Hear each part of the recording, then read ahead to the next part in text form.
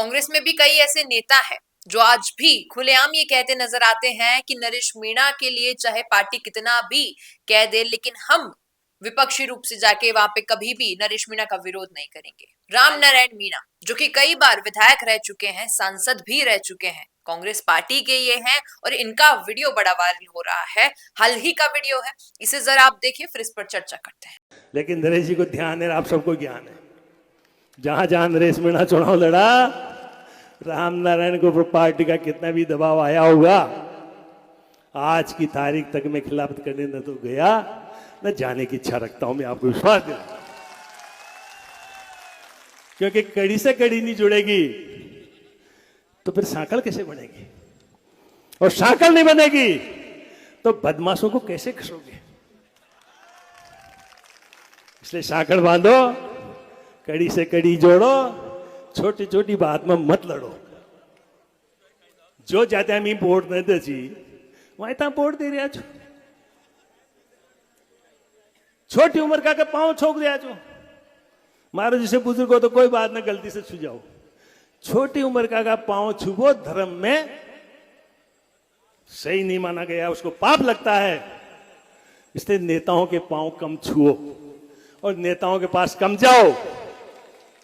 Telephone करके उस नेता को वहीं बुलाओ, क्योंकि वोट लेने वो आया था, हम नहीं गए उसके घर पे।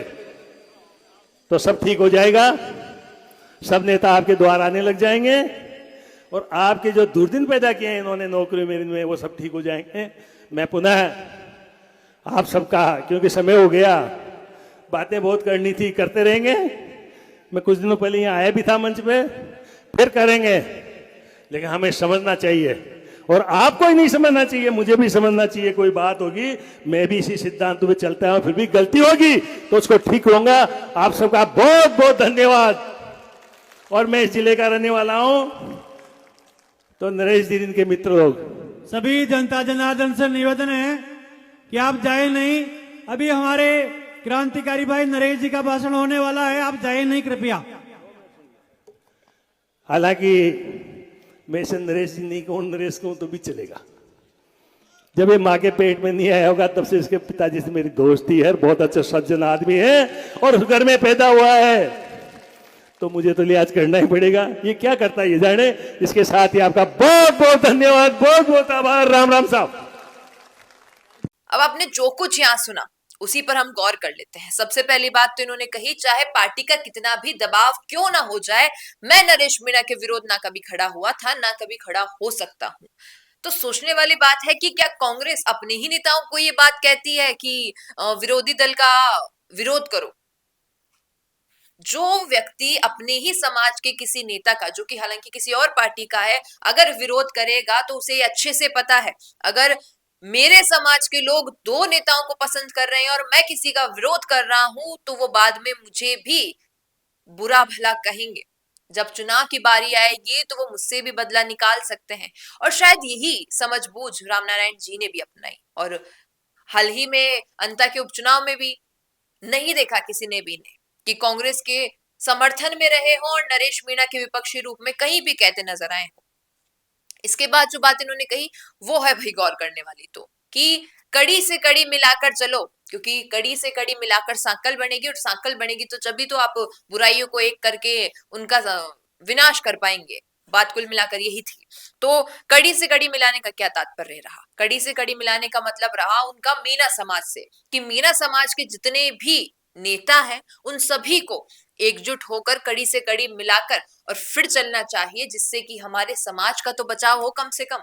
लेकिन देखिए, ये जरूरी नहीं है कि जिस भी समाज के नेता अगर राजनीति में उतरे हैं तो वो सभी एक पार्टी के हों। आप सभी को पता है कि बीजेपी में हर जाति के लोग हैं, कांग्रेस में भी हर जाति के लोग हैं, हर धर्म के लोग हैं, और कई अन्य पार्टियों की बात करें तो यही चलता है राजनीति में। जाति और धर्म देख के होता तो है लेकिन नहीं भी होता है, वैसा वाला उसूल है। और अगर बात हम करें अभी जो इन्होंने कहा कि कड़ी से कड़ी मिलाकर चलने वाली, तो कहीं ना कहीं मैसेज यही था कि जैसे अभी किरोड़ीलाल मीणा और नरेश मीणा के बीच में जो एक टकराव चल रहा है, किसी ने नहीं देखा है समरावता थप्पड़ कांड के बाद इन्हें साथ में ना एक दूसरे के बारे में कुछ अच्छा कहते हुए। हालांकि नरेश मीणा कई बार बुरा कहते नजर आते हैं, कई बार अच्छा कहते नजर आते हैं, और किरोड़ी लाल मीणा तो कोई टिप्पणी नहीं देते, उनका तो साफ कहना है पार्टी सर्वोपरि। और जैसा कि रामनारायण मीणा ने कहा कि कड़ी से कड़ी मिलाना, तो कड़ी से कड़ी तो तभी मिलेगी जब दो नेताओं के बीच के जो संबंध है, जो एक समीकरण बनते हैं राजनीति में, वो अच्छे होंगे उस टर्म पे कि वो समाज के हित की बात पहले सोचेंगे और व्यक्तिगत जो मनमुटाव है उसे एक और रखेंगे।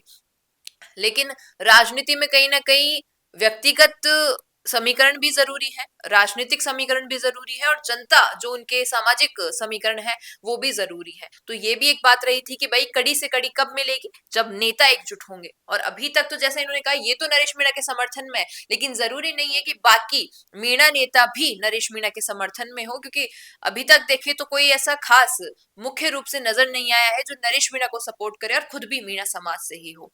और जैसा कि इन्होंने कहा कि किसी छोटे के पैर छूना उसे अधर्म की ओर ले जाता है। जैसा कि हिंदू शास्त्र में माना जाता है कि अपने से बड़ों के ही पैर छूते हैं, लेकिन जो जनता है वो उन नेताओं की भी पैर छूती है जो उनसे उम्र में छोटे हैं, जिससे क्या होता है, नेता को अधर्म मिलता है। अब एक बात गौर करने वाली ये रही कि नरेश मीणा, क्योंकि हम कहेंगे इतने युवा भी नहीं, लेकिन हालांकि युवाओं की गिनती में आएंगे, लेकिन जब वो ग्रामीण क्षेत्रों में जाते हैं तो जनता इस बात पर गौर नहीं करती है कि नरेश मीणा उनसे उम्र में छोटे हैं या बड़े हैं, और वो सभी पैर छूने लगते हैं। और इनका तात्पर्य यही था कि पैर छूने से उसको अधर्म मिल रहा है तो ऐसी गलती ना करें।